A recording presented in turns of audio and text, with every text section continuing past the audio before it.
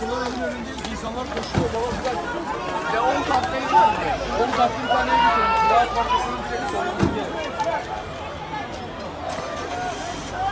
Eczane duran hemen. Güzel bir şey.